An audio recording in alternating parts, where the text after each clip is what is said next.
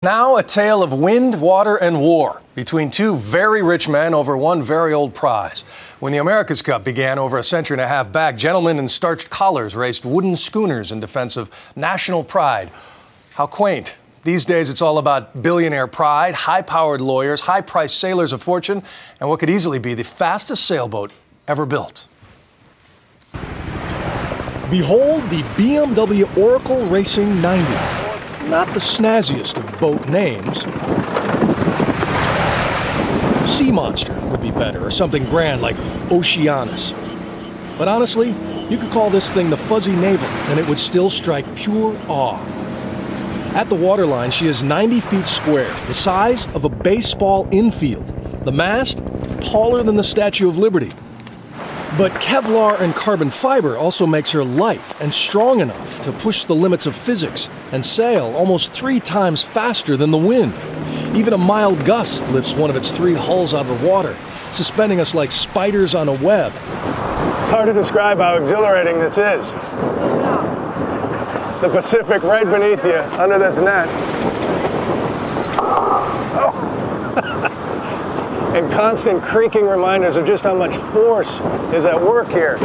Even in this breeze, the hull is absorbing 15 tons of torque. We know because the boat is also rigged with dozens of computer sensors, all beaming data to the wrist of its captain. 24. It's pretty fast.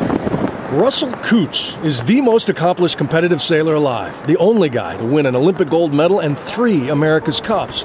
And even though he helped design this vessel, it scares him. And as we chat, whoa, there's a boom and the entire boat shudders. What have we hit? We hit a seal. Poor thing probably never heard us coming.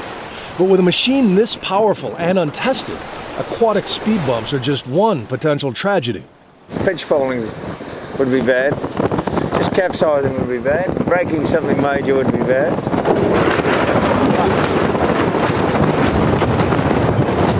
That's what I mean. You flip this thing over, the guy in the hull that flips up and comes over is like him falling off a 10-story building and hitting the water. The boat's owner is Larry Ellison, a self-made software billionaire who's won a lot of regattas, but never the America's Cup. And it chaps him that sailing's top prize resides in the landlocked nation of Switzerland, where a pharmaceutical heir named Ernesto Bertorelli has built an all-star team named Alinghi. The two tycoons used to be buddies. Not anymore. You see, according to the age-old rules, the winner of the cup gets to choose the challenger of record, and the 2 teams decide how, when, where, and what kind of boats they'll race. As soon as the Swiss team won, all the usual powerhouses lined up to challenge: New Zealand, Australia, Great Britain, and of course, Ellison's American team.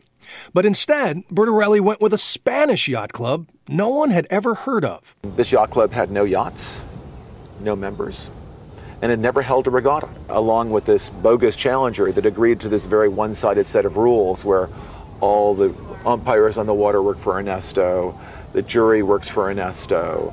Ernesto can change the rules whenever he wants to without consulting with anybody. So, Ellison sued, but the New York Supreme Court ruled in favor of Bertorelli.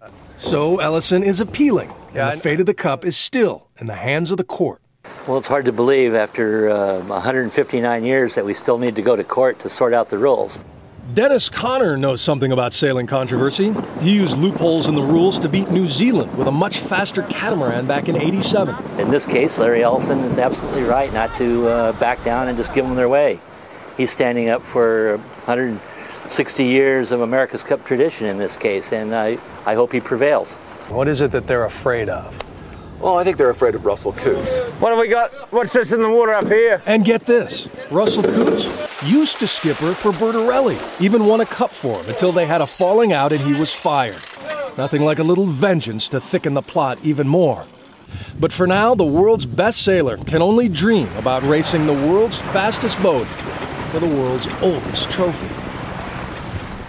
And the New York Supreme Court is supposed to decide on that appeal coming up in coming months. The Swiss team's trying to move on with all the other sailing clubs from around the world, but it's really who has the better lawyers at this point. Okay, but beyond the legalities, viscerally, was it like? It was great. It was really just amazing. Just on the seat of your pants. You know, I'm not a sailor, so but being out there it was fantastic, and you can just sense the power of this thing. In competition, wow, it would really be something to see that thing go full bore. What